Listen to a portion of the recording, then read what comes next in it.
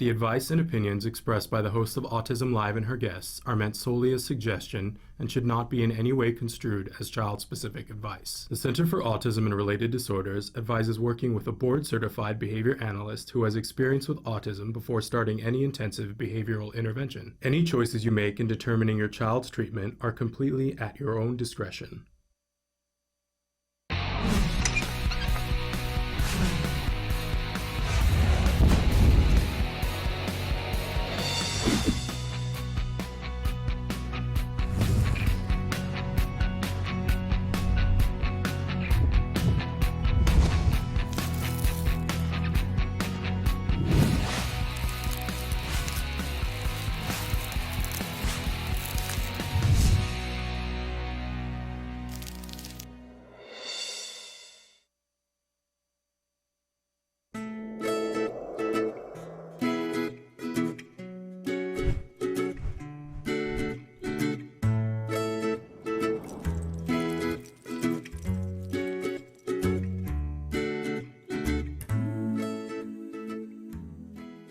Good morning and welcome to Let's Talk Autism with Shannon and Nancy. I'm Nancy Jackson. And I'm Shannon Penrod. Hi, how are you, friend? You're looking very blue and mellow and fabulous and carefree today. I love it. I love the necklace. I like your roses. Thank you. I'm trying to step into the fall colors. Okay, I good. wore white pants earlier this week, and depends on where you are in the country. In California, it's fine to wear white pants in winter. But I mentioned it to somebody, and they were like, "It's after Labor Day. Oh, please. You're not supposed to wear white pants." And I was like, "Well, not true here. When I have somebody doing the laundry for me, we can talk about what I wear. Exactly. But I don't. So there we have it. Anyway, thrilled to be here with you. Thrilled to be here with you. And officially, I think at this point, everybody's back at school. Yeah, right? it seems like it.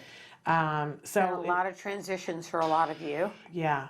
And it's it's the beginning of that time of year where it all kind of everything shifts and it's a whole different feel. I'm now, one of the focuses in my life is appreciating what's happening now, not hearkening back to, or wishing for, experiencing now, and what are the joys of now. There are a lot of things I love about this time of year. This really is my favorite time of year when, it doesn't do it very much here, but it gets a little bit cooler eventually. It's starting to. And we do get some leaves that change here, but I love the fall harvest and that whole thing and preparing for the holidays. I really do. It makes me happy. And you love Halloween.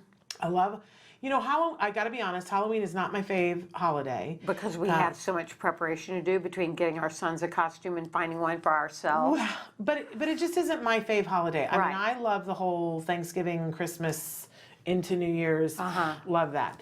But Halloween is fun. I mean, it just isn't. I know a lot of people who are like, that's their favorite holiday. But there are things I appreciate about Halloween. And I just love changing I love decorating our house in a different way. And my husband, we just got this new thing that we put on the mantle, and I was like, boy, I really like it. It's a little artichoke sculpture. It's like not a big deal, but he's like, I really love that. And I said, yeah, it's about to go away for 3 months. It's just a matter of time, and then we'll put up the Halloween decorations. And Halloween goes into 3 days of Thanksgiving, and then I put up Christmas. So I'm like, yeah, say goodbye to the artichoke for a while. Right. The artichoke will be back on January 4th. So, and he was like, okay, I see how that works. But are you really into decking the house? Not really, except for Christmas. Yeah. Well, I have 2 boys who really love the whole Halloween decoration thing. And over the years, we've made a lot of our Halloween decorations. You'll have to come over and see. Okay. Because it's very specific. Right. Because they like, scary stuff. And I don't like for it to be blood and guts and ghoul kind of thing. But so we made a lot of, as if it was the apothecaries, we made a lot of jars and we had fun gluing things on them. And so we have this whole lineup of apothecary jars that have fake labels on them. Oh, that's fun. And like plastic spiders in them. And I don't know. The craft part of it makes me happy, and the whole, spooky thing makes them happy. So, you get there. Yeah. You get there one way or the other. But anyway, we got a big show, 2 guests. 2 guests. Lots and news. We've got some news stories here. So, the two news stories that first I want to read you the two headlines and see if you feel confused. One headline says, Utah researchers find link between hormone change and autism risk. And you go, oh, hormones, autism, link found. The next headline is from Newsweek, and it says, extreme male brain theory of autism overturned as huge study finds no link between testosterone and lack of empathy. Right? It seems very contradictory to me. I was like, are they telling the same story? And they're not. They're telling a vastly different story of different hormones and presenting them in different ways. And you know, on the show, we like to have, I think it's next week that we're having our researcher come on and talk about studies, not these, but you know, I wish somebody were here today. Yeah, to explain these, because at the most simple level, the first study says that University of Utah researchers have discovered a link between increased levels of a type of estrogen in babies in their second trimester and risk for autism. So here's what I find interesting about this study, and we got this from KSL.com out of Salt Lake City. They weren't looking for this. That's the kind of research that I always find fascinating. When they go in and, you know, when you do the scientific method with your kids in science class and they say, you go in and you have your hypothesis of what it is you're going to prove, and then you set about to prove that. But sometimes you find other stuff along the way, and I think that's the most interesting part of science. So they were looking for steroids. They weren't even looking for it necessarily. I mean, they were looking for autism, but they were looking for steroids in the blood because they know that inflammation has something to do with autism, right? But, and so they asked women to participate, and they took blood samples from them, and they were looking at the steroids in their blood for markers for inflammation in the second trimester. What they discovered was that didn't, you know, then they looked at how many of those children ended up developing autism and looking at, so let's go backwards in time and look at the mom's blood serum levels when they were in their second trimester, and what do they have in common, the kids, and is it steroid? Is it inflammation marker? And we talk about inflammation a lot having to do with autism. Everybody's sort of looking at this, but that's not what they found. What they found that those women had in common is a form of estrogen. And here's the thing about it. It's a form of estrogen that when a fetus is in stress in the second trimester, what happens is that this form of estrogen, estradiol, is formed, and it helps the baby to speed up its process so that it can be ready if something happens and it has to leave the womb if it's premature. Right. So it speeds up the lung development. It speeds up the skin growth so that they can survive. It's a survival instinct for the fetus. It's actually a very good thing that helps more and more babies survive outside the womb if they're born earlier. But those kids, what it does is it turns on their stress mechanism, and it doesn't stop. And what they've discovered is that those kids are much more likely to develop autism. And since we know, looking at our kids, that the way they handle stress is vastly different, and to think that, oh, they are coming out of the womb already stressed and already with a mechanism that it's different from everybody else to say, I'm dealing with stress as a survival mode, not as... It made me sad to think of our babies that way. And by the way, the makers of the study are saying we're not suggesting that we change that in the womb, because what we don't want to have happen is people saying, oh, I don't want to have estrogen in the second trimester, because if that mechanism is kicked on in the womb, it's because the baby needs it, right? But being able to look at it and say, what else could we change so that the baby isn't stressed to begin with? So I just thought that was really interesting and kind of makes a certain amount of sense to me as an autism parent, that our kids do have a different mechanism for handling stress. And now to see that it's linked to a hormone in the second trimester is a little bit...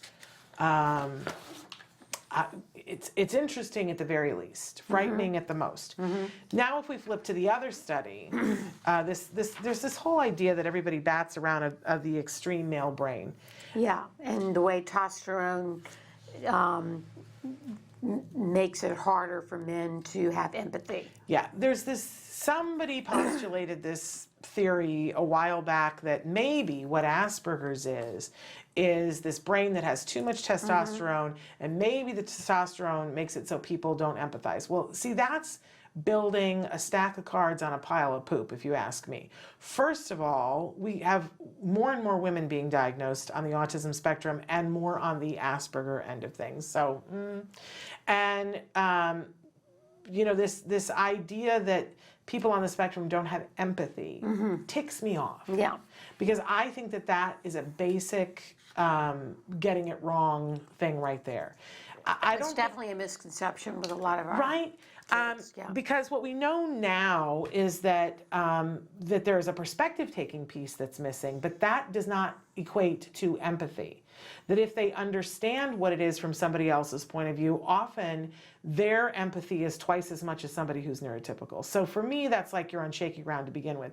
But what these folks did was, apparent. I didn't know this before, that there's a ratio, it's called the 2D, 4D ratio, that if the length of your index finger compared to your ring finger is an indicator of how much testosterone you had in the womb. Isn't that interesting? Isn't that like, I don't know what that's based on, but there must be some study that they base that on. Are yours about the same? No, my ring finger is much more. Okay, and my ring finger is just a little bit longer. Mine's a lot longer. It is, isn't Yeah. it? That's, everybody take a look at your hands. So this is supposed to be an indicator of how much testosterone in your body. So what they did was they took a bunch of people, 243 males aged 18 to 55 in Southern California. They had their hands scanned, and then they provided saliva samples, filled out a demographic and mood questionnaire, and then they applied gel to their skin. Some of them got a testosterone gel, others got a placebo, and then they did a test with them that's called Reading the Mind Eyes test, where they show them a set of eyes and ask them to select one of 4 words that best describes what the eyes are saying. So there's so much in here that drives me crazy. And from this, and by the way, these were all self-described neurotypical folks, nobody on the spectrum. Right. And what they found was that there was no difference in how they read the mind test based on whether they had the gel or not. So now we've decided that that autism has nothing to do with testosterone. I'm like, that is so many leaps. I want to scream. Unless I'm completely not understanding, and the person that's in the way I Newsweek read it. you know, got this completely wrong. But so now they've said the extreme male brain hypothesis, you know, Has been overturned completely. And I guess that's a good thing, because I hated the extreme male brain thing to begin with and thought that it was a steaming pile of poo. But this study, I don't know how this proves this. You take a bunch of neurotypical people, measure their hands, put testosterone cream on them, and have them look at eyes, and we've decided their level of empathy based on that. People. That makes me crazy. It sounds like a pretty narrow study to me. Well, it just makes me nuts. It sounds like a lot of leaps. And you looked at a total of 243 people, Right. and you've totally debunked this whole other idea, which, listen, I didn't like the other idea either, but whatever. Makes me crazy, Nancy. Anyway, you can read about it in Newsweek. Yeah, check that out. Extreme brain male theory of autism. And see if it drives you crazy too. Yeah. Okay, so big show today We have to two end out guests. the week. Yes, we have Ann Brown, who's going to be with us in just a second. She's a holistic healing practitioner and an RN, and she's going to be talking with us about her background in yoga and movement therapy, and her work with children on the autism spectrum. So that will be interesting. And then later on in the program, we are going to be joined by Wright, who is the writer of Daisy Has Autism. I said to you guys at the beginning of the week, trust me, Daisy is not who you think she is. So stay tuned, because you're going to find out who Daisy is, but it's absolutely not what you think. Right. And I found, you know, we get so many books about autism, right? And so many memoirs about autism. And this, I gotta say, was from an entirely different perspective than anything that I've ever read before. And I found it really fascinating. And we're gonna talk with the author about this and where this book comes from. And I think I think you're gonna be fascinated. So all of that's coming up after these breaks, but stick with us. Do you provide care services to someone with autism? Recently, more and more children are being diagnosed with the condition and getting the support they need as awareness grows. But what happens to these children as they grow up? It's estimated that over 500,000 youth with autism will turn 18 in the next decade, and they'll be faced with a very difficult reality. As children with autism grow up, their services start to disappear or become very difficult to access.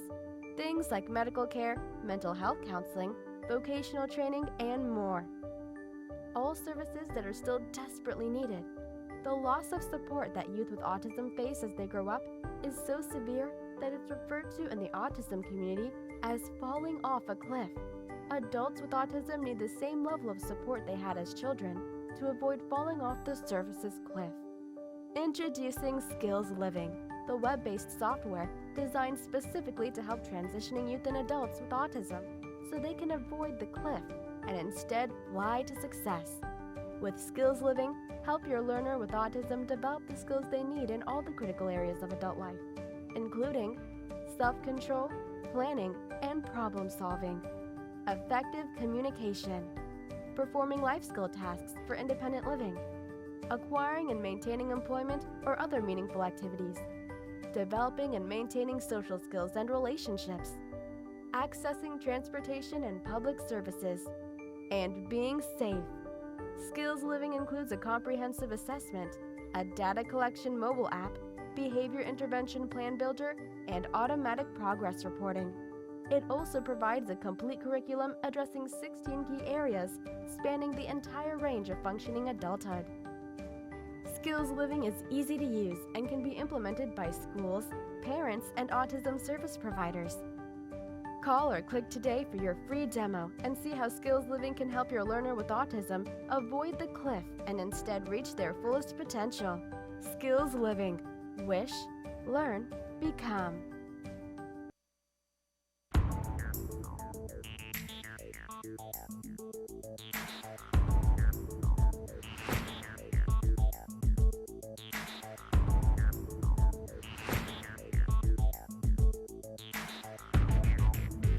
Hi, I decided to start Autism Works Now as a small business because 90% of individuals with autism and related disabilities are not employed after graduating from high school.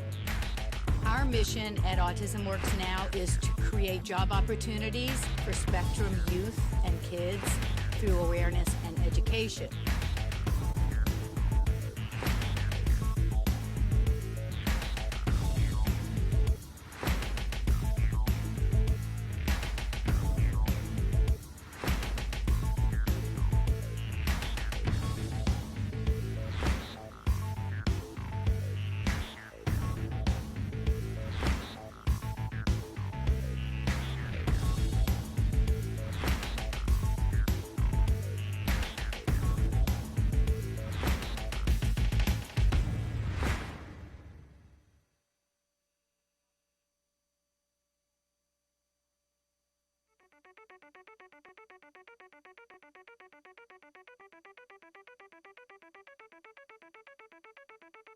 Hi, I'm Shannon Penrod, and we're at the ABCs and XYZs of Special Needs Conference. And this year, for the first time, they've got something really remarkable. It's the Entrepreneurial Boutique. These are all items that have been made and are being sold by individuals who have special needs. So we're going to do a little shopping and talk to some of these fabulous entrepreneurs. Come on. My name is Molly Rarick, and I'm founder of Breed's Gift. We're a nonprofit that serves teens and adults with special needs, like Chase here. We were founded in 2013 and serve people in the Conejo Valley, Santa Barbara, and LA. Our main objective is to give our participants the skills they need to gain a more independent life. My name is Shelley Cox, and Lisa Zalagi and I are founders of Creative Steps and Create Micro Business Enterprises. And the items that we're selling here today are all made by the clients who have passions about what they want to make, and then they get the profits from what they make after we've paid all of the other expenses. We are here today because my goal is to be independent, and also I would like to share all my artwork, and I would like to sell. Thinking about at his young age being a businessman, it's amazing. I cannot be more proud.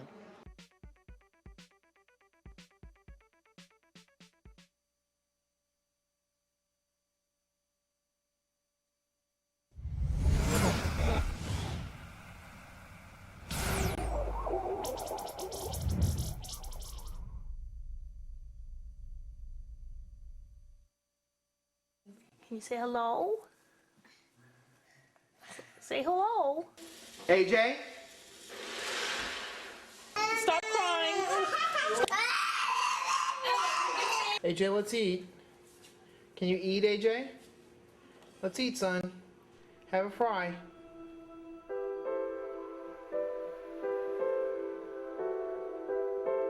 My understanding of autism was very limited.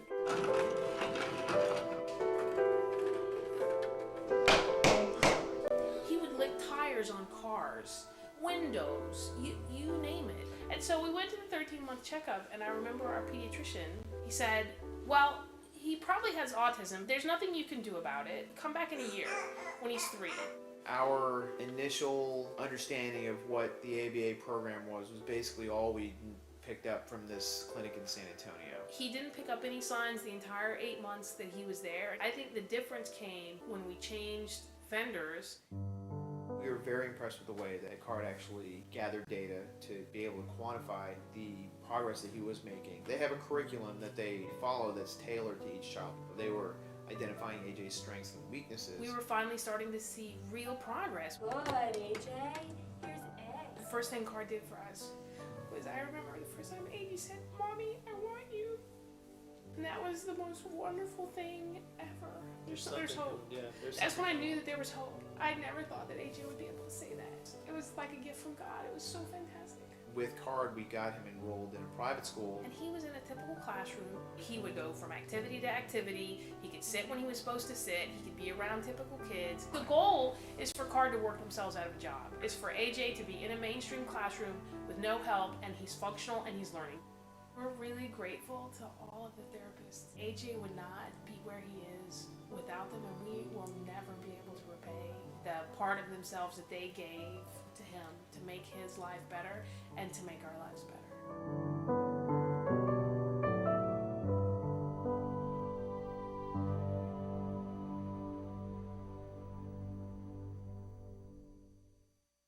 And we're back with our guest, Ann Brown. Ann is a holistic healing practitioner and registered nurse with a focus on healing touch, Reiki, and aromatherapy. She's also a registered nurse with a specialization in maternal child health from Georgetown University, a certified intuitive, and has an extensive background in yoga and movement therapy.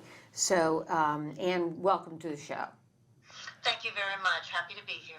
We're thrilled to have you. And our viewers might be a little confused and going, oh, okay, what does all that have to do with autism? But you have a particular specialization in autism. Why don't you talk to us a little bit about what that is? Yes, I feel like a holistic approach is so very important for all of our health and wellness. And autism and ADD, Asperger's, everything under the spectrum umbrella can very much be benefited by a holistic approach. For instance, nutrition being first, whole nutrition, whole foods, elimination of chemicals as much as possible, organic as much as possible. Many of these children and young adults are very, very sensitive. So the food, obviously, to have pure food, and to even do anything perfectly as a perfect diet or anything like that, of course there is no such thing for any of us, especially children. But to really try to focus on as holistic a diet as possible. It is really very important. My grandmother always said that food is our medicine, and I do really believe that to be true. And when you say, I was just going to say, when you say holistic, I mean, and you started to say nutrition, but there are more parts to it, and I think I cut you off. So talk about what other, besides nutrition, what other elements you consider holistic medicine. Energy medicine is also very important. The energetic place that children find themselves in, whether how they are feeling, really to look at that whole climate of, are they feeling anxious, are they feeling confused? And many times, particularly with children that are nonverbal, these things can be very difficult to determine.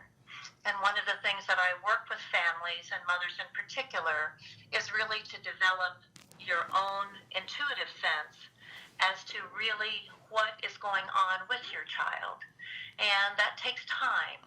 And as children grow, as we all change, they will also change. So as they go through their growth, there will be different things that they will need. And intuition is a very, very important skill.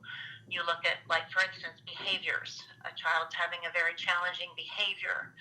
And it's like, well, what do we do? What is going on? Well, what is the root of it? And to understand and to work to understand that. And these are not easy things to do. But many times the families and people close to the children begin to learn this and can share this with other people in their community. So give us an example of that, Anne. So a family comes to you and they have a child who seems to have, I mean, let's face it, a lot of our kiddos have a fair amount of anxiety. Yes. And it's a thing that really, kicks our keister because we don't always know what to do for them. So family comes to you and says, here's my child's on the spectrum, anxiety. What might you work on with the family to change that? Well, the very first thing that I would look at is, when do episodes of anxiety happen the most? When do you notice the most anxiety? Is it certain times of the day? Is it following certain foods? Is it following certain experiences? Is it within certain relationships? Some individuals have challenges even within their own family with relationship and how others relate to them and deal with them, which can cause them to be extremely anxious. So looking at really what is the root of that. When we see anxiety, what is happening? What is happening at that time? Or what has just preceded that anxiety? And then to look to see, then when you kind of get to the bottom of that, and then to begin to see how can then we assist with that? What can help? Now, you work a lot with ABA, Applied Behavioral Analysis. Can you tell us about your work with that with children? Well, I personally am not a behavioral therapist, but when children come to me, many of them have worked with ABA. The whole idea of, really, if you're talking about early intervention, labeling things is very, very important. Beginning to understand verbal cues, having a schedule, having things in order, and then, progressing from there. When it comes to a program, I work to follow what has been created because I deal then with the holistic aspect of it. Okay. And so, I think a lot of times when people hear things like, energy, you were talking about energy medicine, and when people start using the word spiritual, some people go, oh, it's going to be that all airy-fairy, not going to be useful, not going to be helpful. But talk to us a little bit about some things that you've been able to see in your practice with kids, and what do you say to people that have that sort of preconceived notion? I'm glad that you brought that up because that's certainly something that I face and that all holistic practitioners face. I believe that we talk about the mind, body, spirit, but many times the spirit is kind of left out of the equation. You know, look how long it took for us to look at the mind and emotional connection. And now the spirit is just as connected to the body and the mind, because we are all holistic beings. We are all spiritual beings.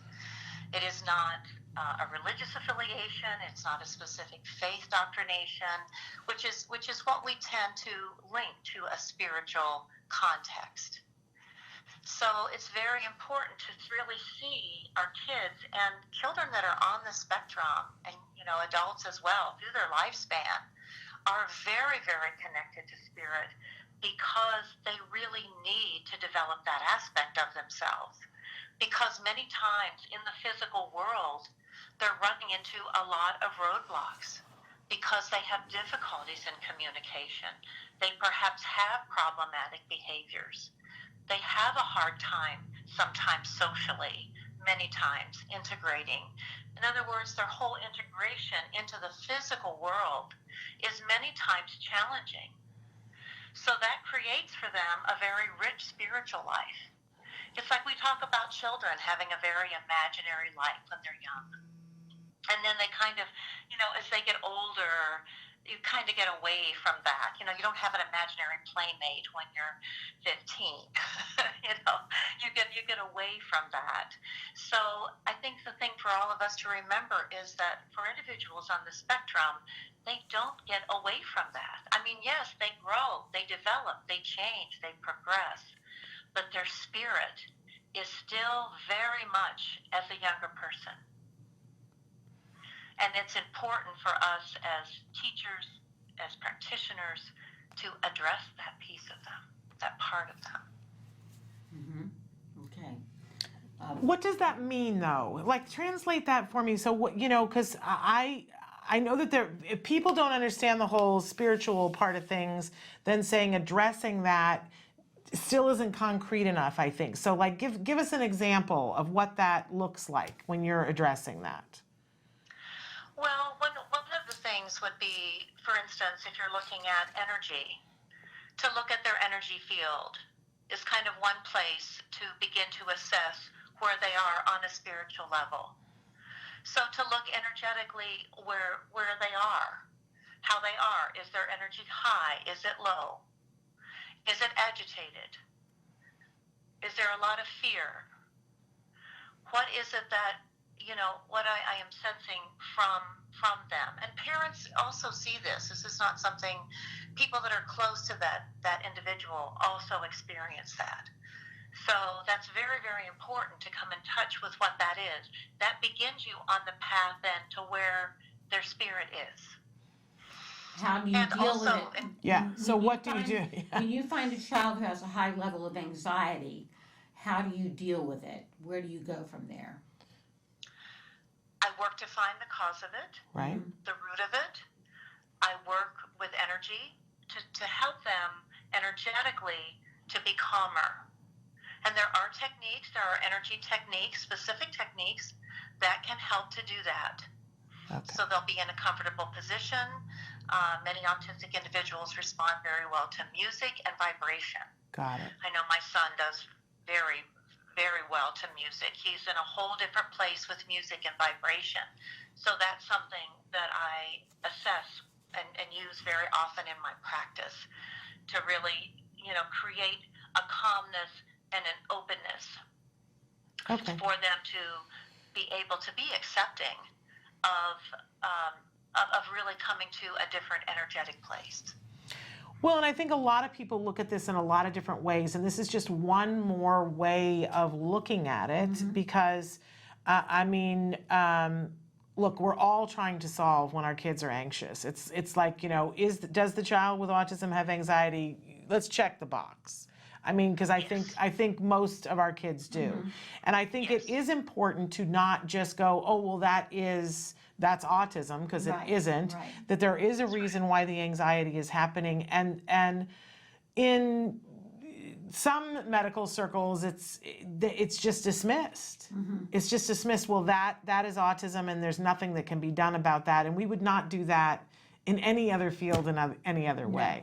So addressing it and finding what works for somebody and addressing their environment and addressing the sensory components to it, and creating an environment in which they are more comfortable so that we can at least have periods of time where the anxiety gets to ebb.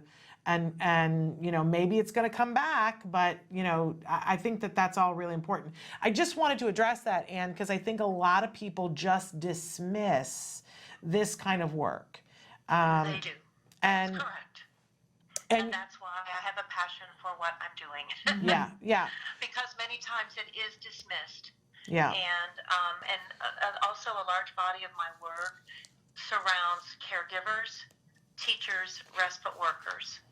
Because one of the things that happens when a mother is anxious or, well, angry, any emotion, this is very felt by very sensitive children.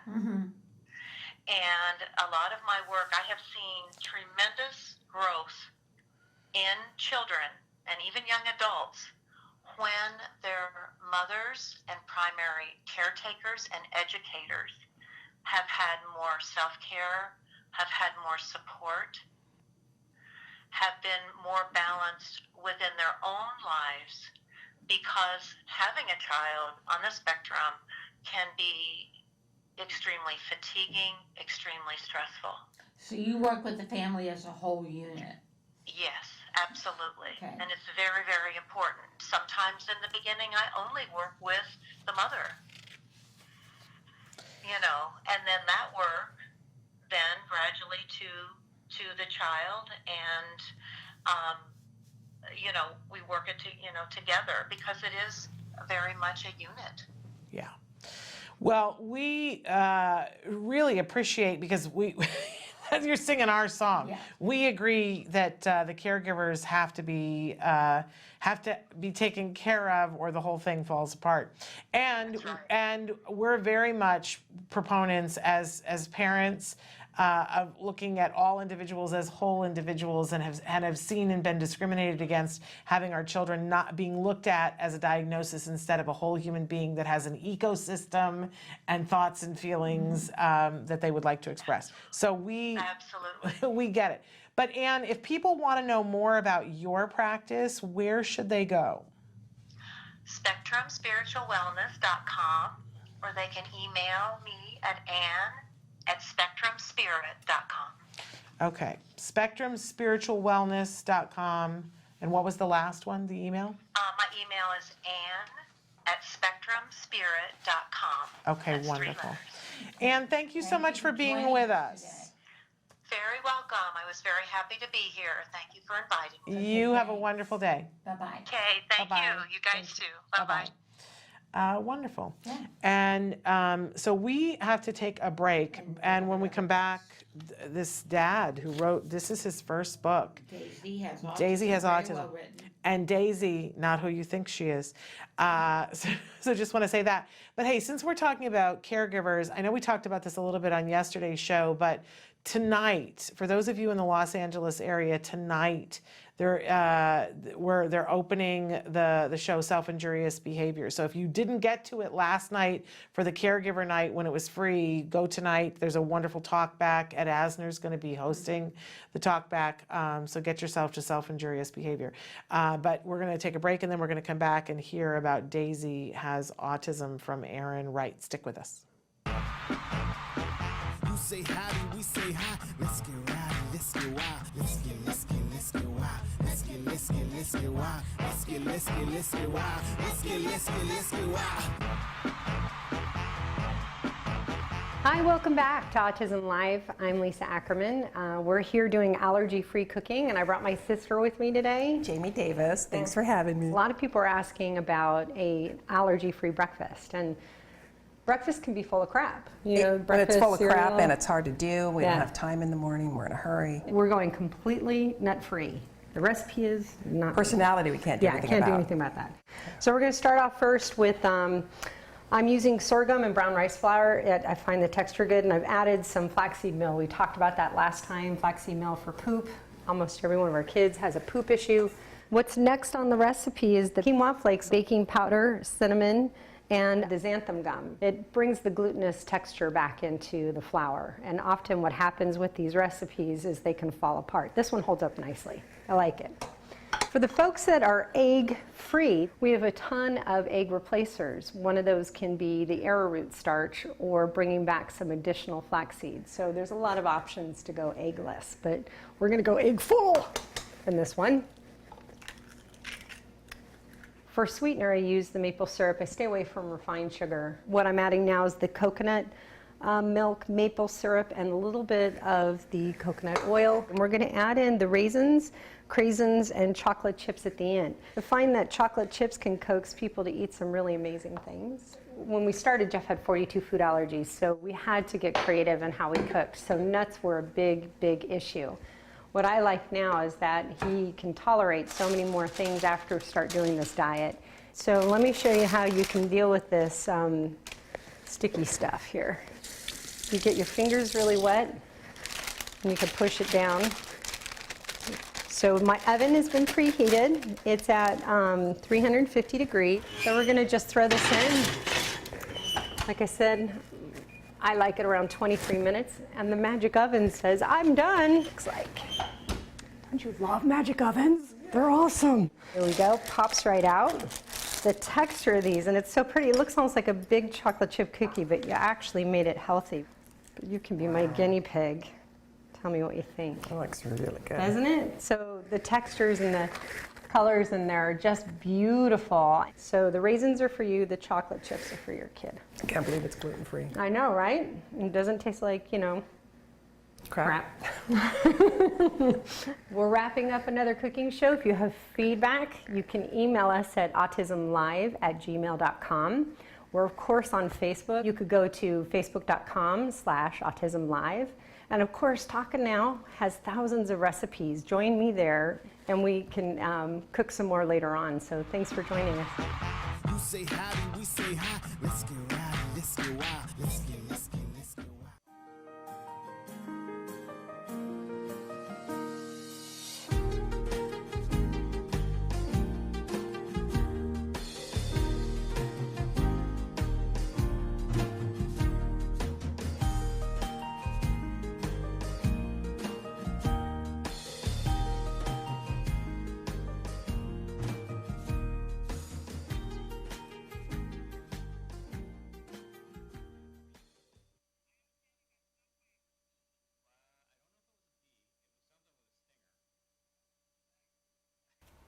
Hard times lead to good choices.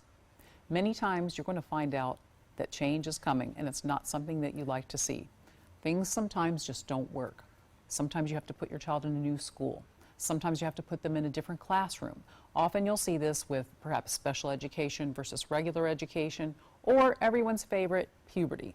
All bets are off then. However, these things happen when they need to happen. So making that hard choice is super, super scary. But when you open those doors to look at things that maybe you've never dreamed you would have to look at, you're going to find help that you never expected. There are a lot of people out there dealing with the same things that you are dealing with, and there is a level of help that you never even knew existed. So don't be afraid when it's time to look at the scary problems that you're having. When those things come up, when the aggression increases, when things are falling apart at home, when you're getting the calls from the schools, don't be afraid. Reach out. Find out what you need to do. You might need to look at new schools, new housing. You might need to access new levels of service. But I am telling you, you're going to see amazing things. There are children that, as they grow, do things with the help of others, very specialized support, that you never thought they could do. So once you do that and you meet the child where he or she is and you give them what they need, everybody can do better, and you're going to see amazing progress. And we're back, and as promised, we have another guest with us, Aaron Wright. Aaron is the parent of 2 children, one of whom is autistic. He wrote the book, Daisy Has Autism, which we're going to talk about in just a minute. He is a trauma program manager and is at a level 1 at Pediatric Trauma Hospital in Northern California. So we're happy to have him here today. Welcome to the show, Aaron. Thank you. I'm happy to be here. And Erin, all week long we've been teasing that you were going to be on the show and saying, we're going to be talking about Daisy Has Autism. And I keep saying to people, Daisy is not who you think Daisy is, right? So first of all, let me just say what a beautiful writer you are. Yes, you are. And I was saying before, earlier in the show, that Nancy and I get to read a lot of books that are memoirs about autism written by a parent. And I'm always a little stunned, that there's more and more of them come out. But I got to say, I've not read this book before. This is from a totally different perspective, written in a totally different way than anything I've read before. So do you want to talk with folks about who Daisy is and how this book came to be? Sure. It started somewhat as just kind of a cathartic way of me being able to deal with what we were dealing with at the time. But really, I wrote it as a bit of a call to action. Daisy, is not... when people pick up the book, they often think that must be my daughter's name. But no, that's actually our dog's name, or was our dog's name. The thrust of the book really is to put the focus upon the conflict of interest that exists within our public education system, specifically special education, where parents, I don't know how many times since I've published this, I've had parents coming to me thanking me for putting this out, because this book represents their experience as well, trying to engage that system. But truly get at the heart of what is the conflict of interest, which is you cannot have the same group of people responsible for identifying disability in children, then that being the same people who are financially responsible for making sure that those intervention services happen and are put in place. There's actually a disincentive in our system for that to happen. The other part of kind of my call to action is the IDEA, the federal law, the Individuals with Disability Education Act, doesn't have a whole lot of teeth in terms of enforcement. So what happens is the only way things change for our kids is if the parents take action. And that's their only means of recourse under the IDEA, is that parents get to file complaints under a due process proceeding.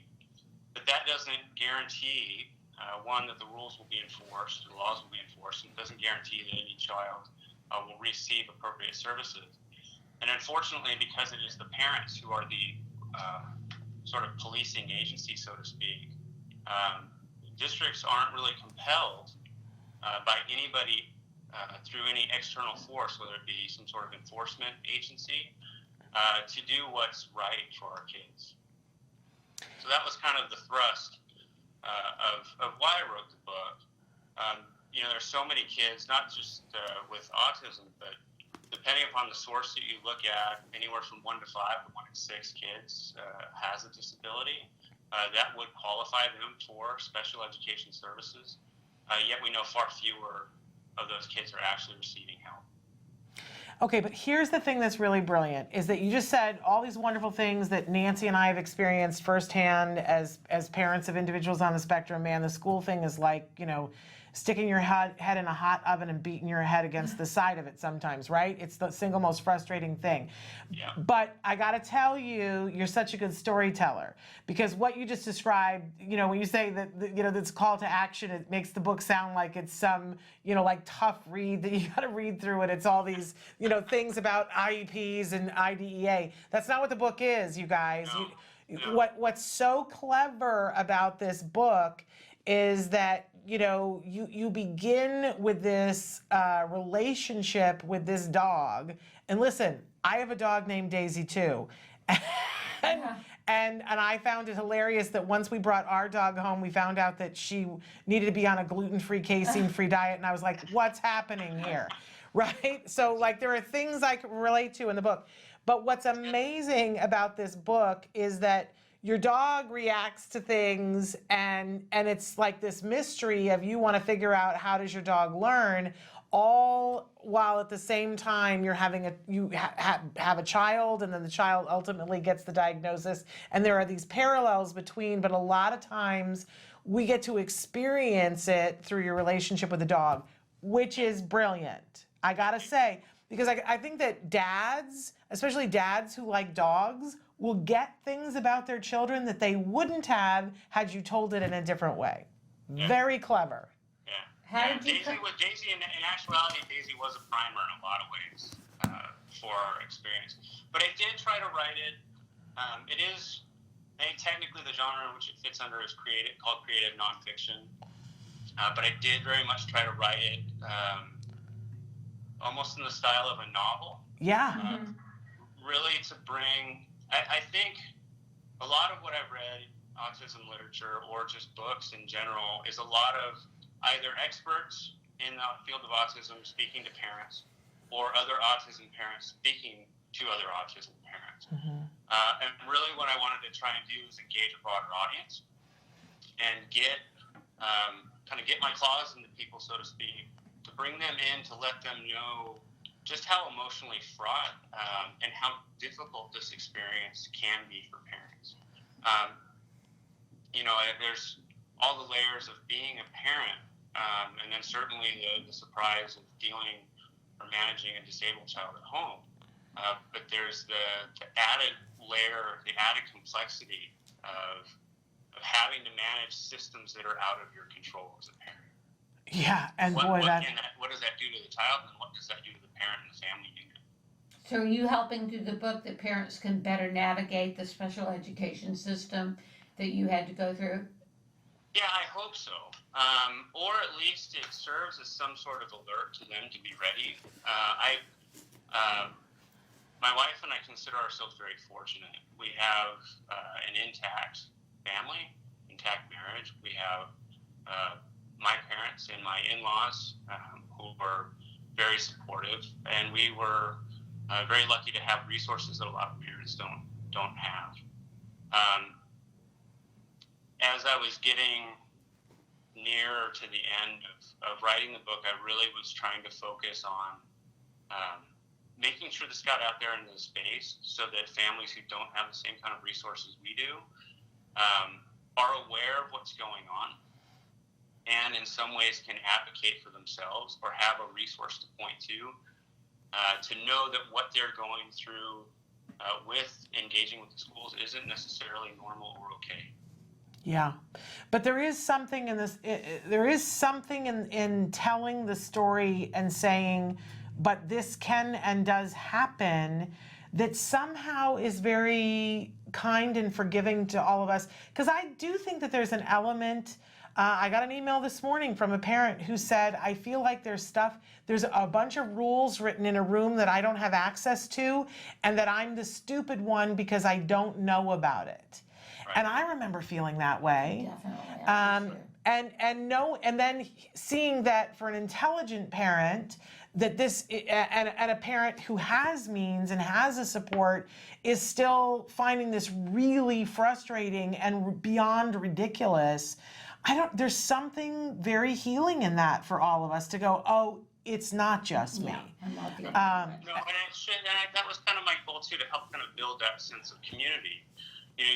What you're going through, you kind of get locked into the four walls of an IEP. And you feel like your experience is only your own. But what you're experiencing, so many other families have gone through. And that, if I really could have if I really can get a platform and grab an audience to enact change, it really is that the policing of the idea or the enforcement of that law should not rest solely upon the parent's shoulders. Yeah. You go into that meeting and you're doing the best you can advocating for your child, but that doesn't guarantee the assessments that they've done were correct, or the interventions that they're planning to do or not do are the appropriate course of action. And the only recourse you have is to engage in essentially a legal fight.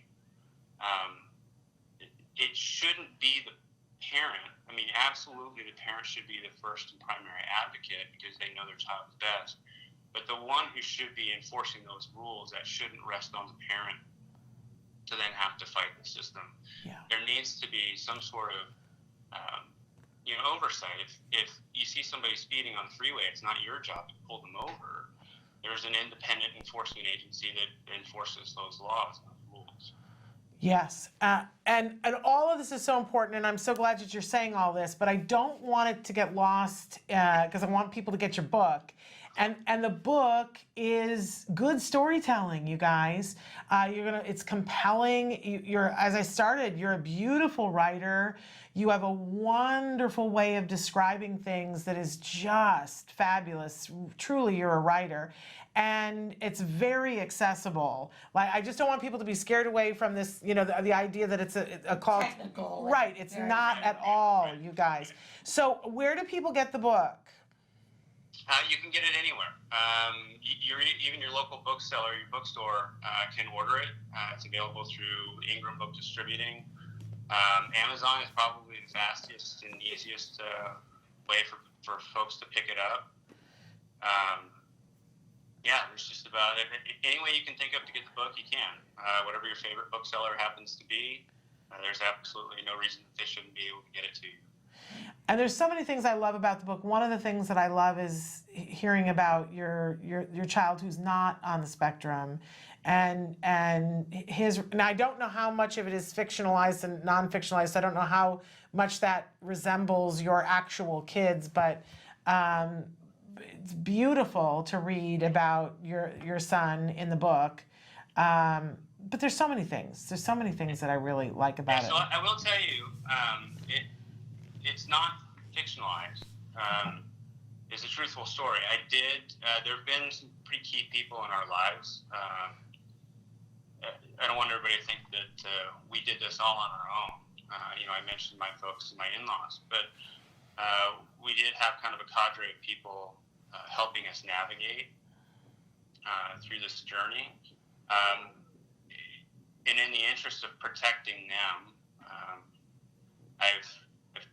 I changed certain kind of physical elements of them, but our core family, that is unchanged. Okay, because there are people that you describe in the book that like, if I was your neighbor, like, there are some people that you describe and you use some words and I was like, ooh, I wouldn't want to live next door to him and have him write that about me in a book, right? You say some things that are, I'm a very nice neighbor. You're very what? I'm a very nice neighbor. I'm sure you are. But you describe people in a way that you paint pictures with your words, but then I go, oh, I would not want to be described in that way. You know what I mean? I also love that every chapter you start with wonderful and brilliant quotes. Were these, like, how much time did you spend finding those quotes, or were they things that were already part of your lexicon? No, they weren't. All of them were not something I had at the ready. There were definite themes that I wanted to get across in each of the chapters. And so if there wasn't something that I was already kind of aware of, I did go hunt and look for something emblematic of that. Yeah. Yeah. They really set the tone, because you read the chapter title and then there's the quote and you go, okay, I know where I'm wading in. I know where this is going to lead. How is everything going today? Yes. How is your child with autism doing today? We're okay.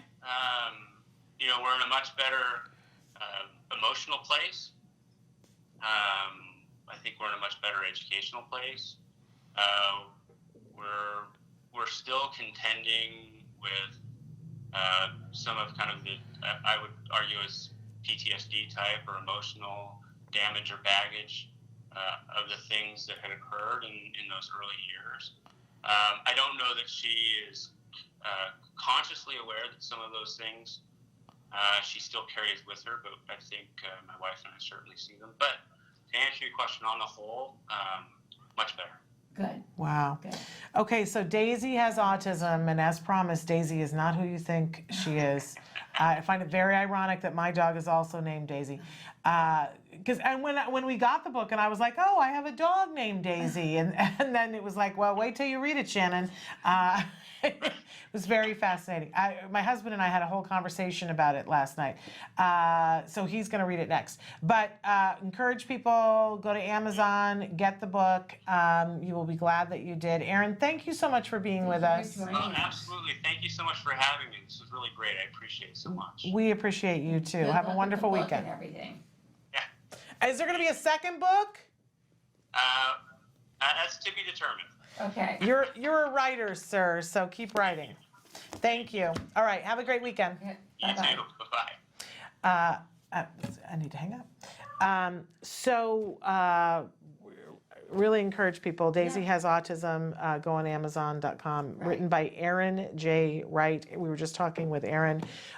We've got about a minute and a half left. So you have something for the shows next Yes, week? absolutely, I do. So on Monday's show, Bonnie Yates will be with us and answer your questions, your legal questions. On Tuesday, a best of. On Wednesday, I'm told that we have Dr. Doreen Granpichet. We'll see if that's the truth, but I'm told that that's what we have. Then on Thursday, we have autism expert Amanda Kim. And on Friday, next week, on our show, we have Vince Redman and Jackie Folks, who is an author. So that will be all of next week. I just want to say, if anybody is in the Los Angeles area this weekend, first of all, tonight, go to the opening of Self-Injurious Behavior. There's a panel at Asner. We'll be there leading the panel. And then tomorrow, Autism Live, we're getting ready to decide who the winners are for our toy guide that we recommend. So if you're in the Los Angeles area tomorrow afternoon, we are having an event where people can come and play with toys and look at them and review them. If you would like to know more about that, please email me so that I can see if we've got room for you to come, because it was by reservation. Okay. s.penrod@autism-live.com. We'd love to have you come and play with some toys with us. That's tomorrow afternoon. Okay. We'll be back next week. Until then, give your kiddos a hug from me. Yourselves a hug from me. Bye-bye for now. Bye-bye.